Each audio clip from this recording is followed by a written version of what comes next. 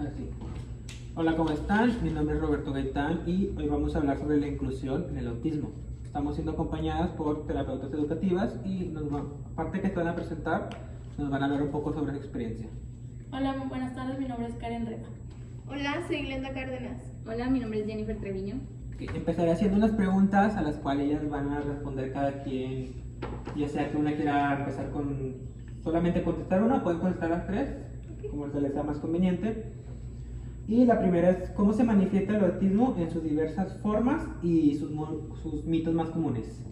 Bueno, para empezar a definir el autismo es un trastorno como tal. El trastorno es el trastorno del espectro autista, es un trastorno del neurodesarrollo, es un trastorno que afecta a lo biológico y la capacidad de desarrollo del cerebro como tal, y nos afecta en diversas áreas. Las áreas que se ven afectadas normalmente son la social, el lenguaje y lo cognitivo, y pues se manifiesta pues teniendo dificultades en estas áreas. Los niños no pueden mantener una mirada fija,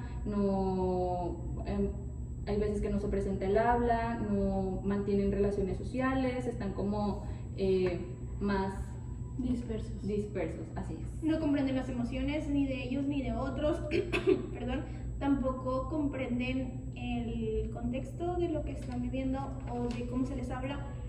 Son muy cuadrados, se puede decir. Ellos todo lo ven muy normativo y no pueden entenderte un sarcasmo o cuando no estás hablando en serio.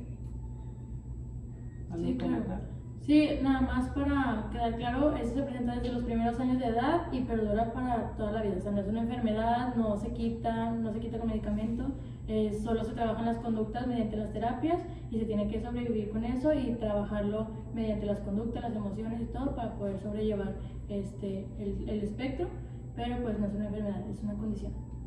Okay. Pasamos a la siguiente pregunta. Como mencionaron, se presenta en los primeros años de edad y quisiera saber cuáles son los signos que se presentan a estos primeros años y qué cuidados deberían conocer los padres o qué información deberían conocer para estarse preparando desde los primeros años de edad que mencionan. Bueno, yo creo que las primeras alertas que se presentan son el que no mantenga contacto visual y que no responda a cuando se le habla, ya sea por su nombre o cuando se le da alguna indicación, no es algo a lo que reaccione. Y pues no solamente es algo que afecte su relación con los demás, sino también afecta cómo percibe el ambiente. O sea, hay muchas cosas que lo afectan y que para nosotros podrían ser consideradas como normales o como comunes. Hay cierta cantidad de texturas, de sabores, de olores, de sonidos que pues afectan también el cómo se mantiene él en su estabilidad y cómo se desarrolla con los demás. De igual manera, los sonidos fuertes son las cosas que más les perturban, ya que son hipersensibles a los sonidos, entonces eso también les puede afectar. Es una de las características que más se visualizan en los niños con autismo. Y pues el contacto físico. Hay veces que no les gusta que los abracen o les agarren la mano, entonces es una de las características que se visualizan desde pequeña edad. Y como dice Jenny, perdón, en las texturas les suele gustar las cosas que se sienten suavecitas, como plumas, cepillitos de bebés, plastilina también, que es muy suave. Todas estas texturas suaves son las que le gustan. Las duras no las toleran o las rechazan, y pues también puede ser un indicio esto. Entonces, otra de las preguntas que tenemos es cómo afecta el autismo a las habilidades sociales y de comunicación. Como ya me comentaron, hay varias formas en que batallan para convivir con las demás personas y su propio. Y aparte de cuáles son esas formas, me gustaría que nos compartieran algunas estrategias que usan para mejorar estas áreas en las que socializan y la forma en que se comunican con los demás. Bueno, lo primero que se tiene que trabajar es la atención. O sea, trabajar la atención, concentración, que cuando se le va a dar alguna indicación, una instrucción o que haga alguna actividad o tarea, que nosotros estemos viendo al niño que esté prestando la atención adecuada para que él pueda seguir la indicación. Si le damos la indicación al aire y no vemos que el niño está poniendo la atención adecuada, pues el niño nunca va a seguir la indicación que se le está pidiendo. Entonces eso es lo primero, la atención, que él mantenga un poquito el contacto visual al momento que estás hablando con él para que su atención sea un poquito más dirigida. Y en cuanto al contacto visual, suele ser muy difícil que ellos establezcan contacto visual, pero pues tienes que buscarlo. Si el niño voltea hacia un lado, pues tienes que buscar que voltee hacia ti. Por lo general voltean los ojos, pero pues tienes que estar buscando, moviéndote hacia donde él voltee los ojos para establecer contacto. Sí, pues de cierta manera hay que adaptarse para poder adaptarlo. O sea, tienes que tú estar buscando estrategias nuevas que pueden variar con cualquiera de los niños, porque como es un espectro no hay una como regla como tal o algo que nos indique cómo debería ser con todos los niños con el diagnóstico, pero tienes que buscar estrategias que a ti te permitan con ese niño individualmente trabajar con él para que él se pueda adaptar, para que, como decía Karen, no es un trastorno que tenga algún tipo de tratamiento como tal o una cura, exacto, o sea, es algo que se va a trabajar, pero tienes que buscar la manera de que él se pueda desarrollar y adaptar lo más posible a la sociedad para que pueda, pues, sobrevivir de cierta manera.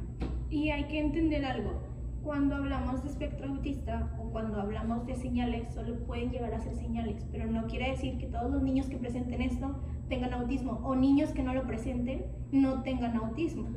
Es un espectro. Al hablar de espectro quiere decir que hay una infinidad de tipos. Hay muchos niños que establecen contacto visual, pero aún así tienen un diagnóstico de autismo. Y hay niños que no establecen contacto visual, pero tienen un diagnóstico de autismo. Entonces, esto es muy variado. Podemos dar algunas señales o podemos ver algunas señales, pero no siempre es. Sí, también hay que ajustarnos al nivel del niño. No quiere decir que porque tenga autismo no puede hacer nada o no puede tener autonomía o independencia. Tenemos que saber o identificar lo que él sí puede lograr por sí mismo, hay que identificar lo que sí se puede hacer o lo que no puede hacer por sí mismo e intentar moldearlo o modelarlo dependiendo del nivel del niño, que él pueda tener la capacidad adecuada para hacer lo que se le pida. Como mencionan de que es un espectro y hay muchas diferencias, uno de los mitos más normales o más comunes que he escuchado es que al ser autista tiene habilidades especiales, como no sé, bueno, muy inteligente, bueno para la música o todo eso. ¿Eso es verdad o es parte de solamente el mito? Es lo que te mencionaba, o sea, todos encasillamos o estereotipamos el autismo como niños que son muy inteligentes, pero no es así. Hay niños con autismo que hay que trabajar en la cognición, pero hay niños que sí son muy inteligentes para su edad, pero hay que trabajar otras áreas, como el área del lenguaje o el área emocional.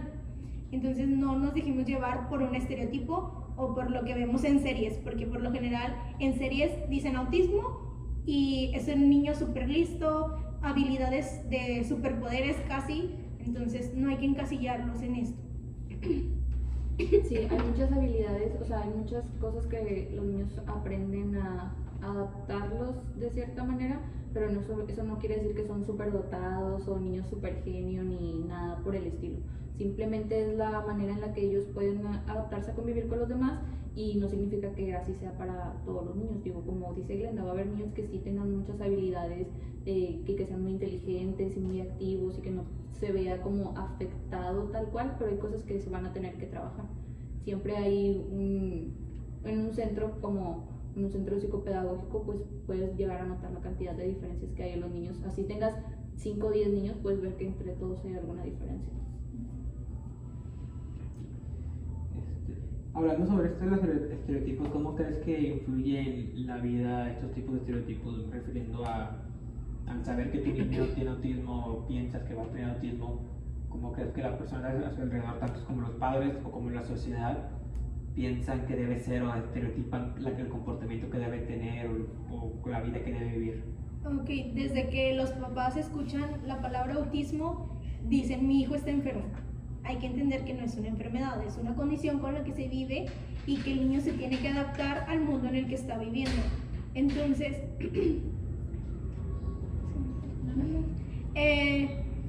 no hay que... Se me fue. Sí, o sea, siempre que dicen, ay, tiene autismo, déjalo que no haga esto, o déjalo, yo se lo hago, o de que el niño, no sé, va a comer, o va a ir al baño, o se va a cambiar. O sea, los abuelitos o los papás ahí andan dándole de comer en la boca o andan ahí vistiéndolo, no lo dejan ir al baño, no lo dejan jugar así con lo que ven a su alrededor porque piensan que no va a poder, piensan que no lo va a lograr, piensan que porque tiene autismo está enfermito y no lo puede hacer. Entonces, como les decía, hay que ajustarnos al nivel del niño, no porque tenga autismo no puede hacer las cosas que se le piden, no porque tenga un autismo no puede comer por sí solo. O sea, es lo que se tiene que trabajar en las terapias, las conductas del niño para poder sobrellevar su vida diaria. O sea, no porque tenga el autismo significa que no puede lograr pues hacer su vida cotidiana como nosotros. Creo que los papás caen en esto, bueno, más que nada las mamás, que son como que las que priorizan más el estar al cuidado del niño, en el de se dividen en dos, quiero pensar que en tres, que hay mamás centradas, pero mi niño tiene que hacer todo, porque yo vi en la serie que el doctor que tiene autismo sabe hacer de todo, entonces mi niño tiene que llegar a hacer lo mismo y mi niño no va a poder hacer nada. O sea, caen en cualquiera de estas dos que pues son erróneos, porque caemos en unas expectativas muy altas o muy bajas para cómo se va a desarrollar el niño de aquí en adelante. O sea, ahorita a lo mejor al niño lo diagnosticaron a los 3, 4 años y esperamos muchas o muy pocas cosas de él. Eso afecta en el cómo el niño puede avanzar o cómo la misma mamá puede retroceder el proceso del niño. Sí, pues como dice Jenny, tenemos que debemos de ser como padres centrados, no decir mi hijo puede hacer más o mi hijo no lo puede hacer. Tenemos que adaptarnos al niño si hay que hacerlo, pero son niños que necesitan un poco más de apoyo o un poco más de tiempo para aprender algo, pero siempre pueden hacerlo. En el centro donde estamos, pues tenemos prohibido decir no sé y no puedo. ¿Por qué? Porque todos podemos y todos sabemos. Y si no lo sabemos, lo vamos a aprender. Okay. Sobre esto que comentan de los padres, centramos en los padres, ¿cuáles son o cómo llevan los padres en la idea de que se sabe que sus hijos tienen autismo?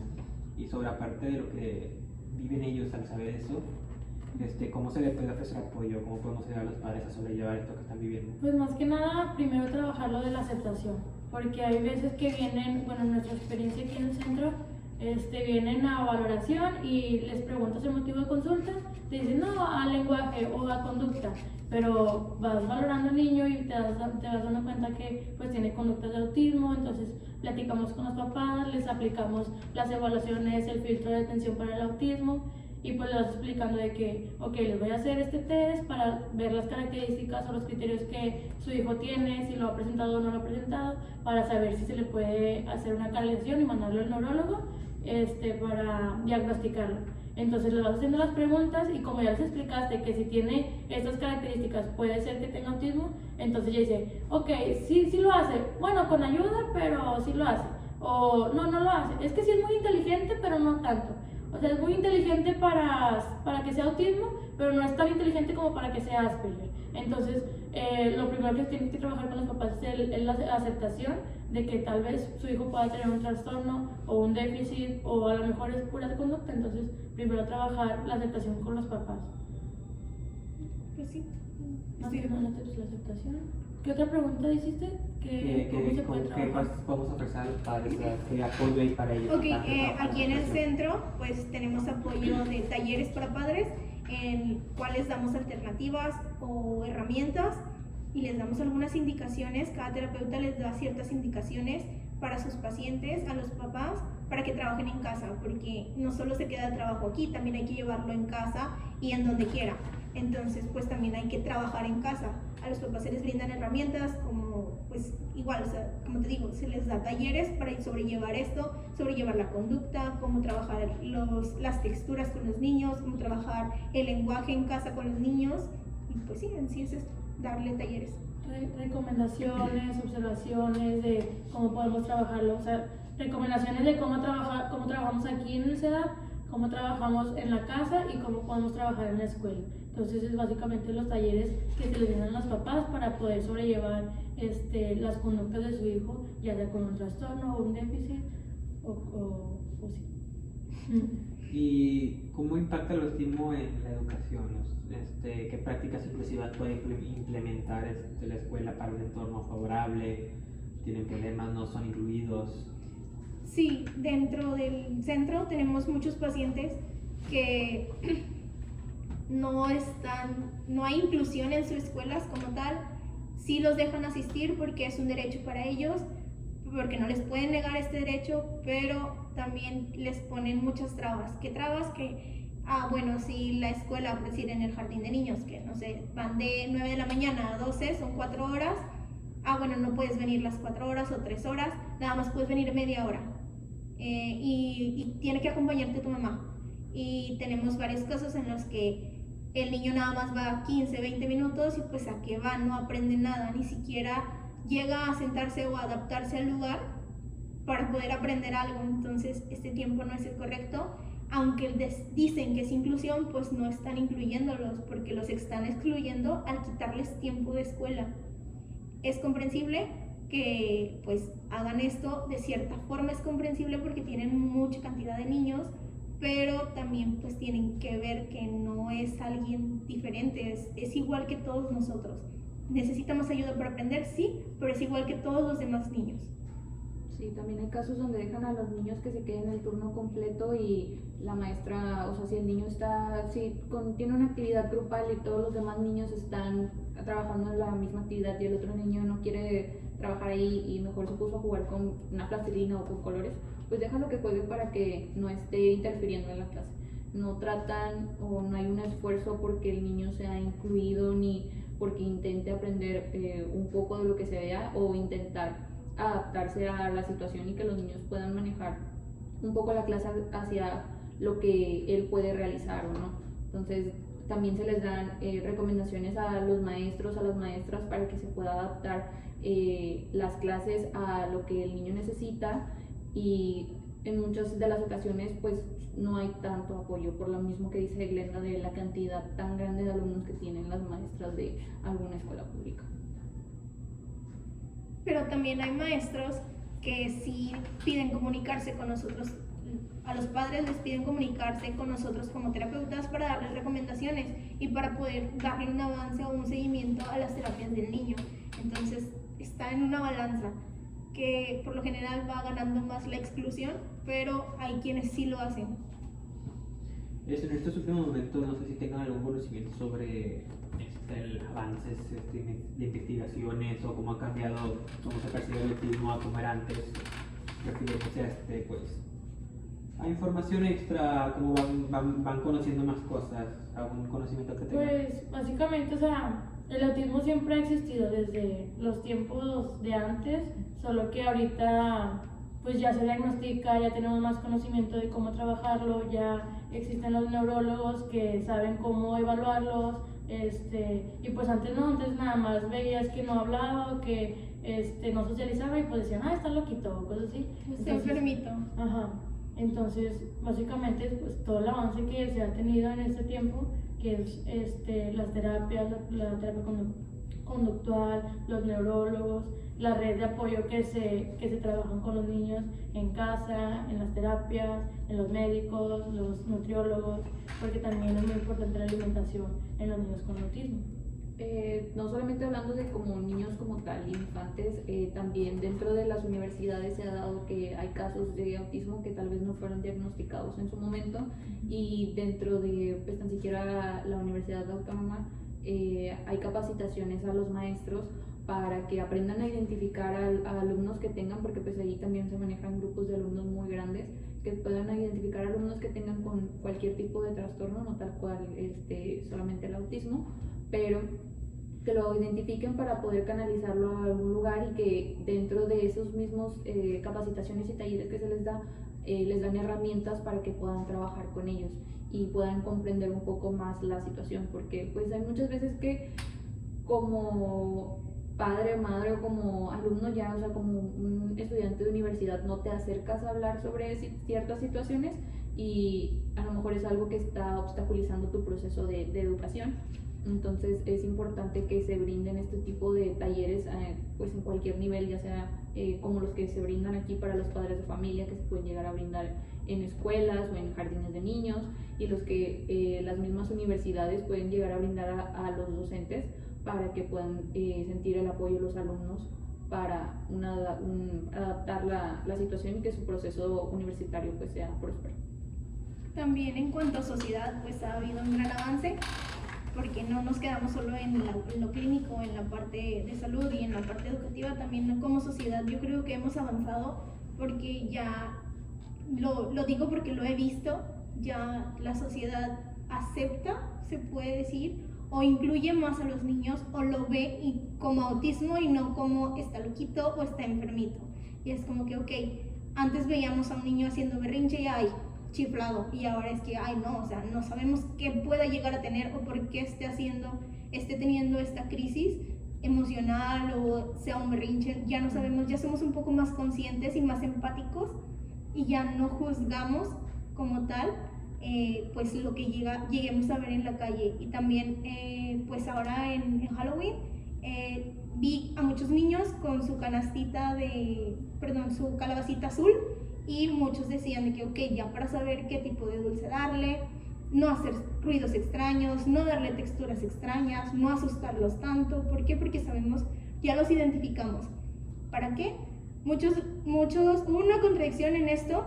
¿Por qué? Porque decían, ¿para qué quieres identificarlo? Ahí lo estás excluyendo.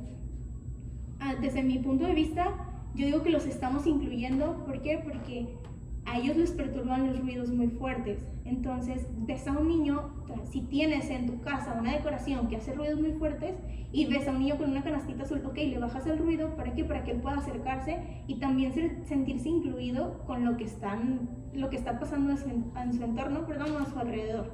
Entonces, yo creo que también hemos tenido un avance en lo social.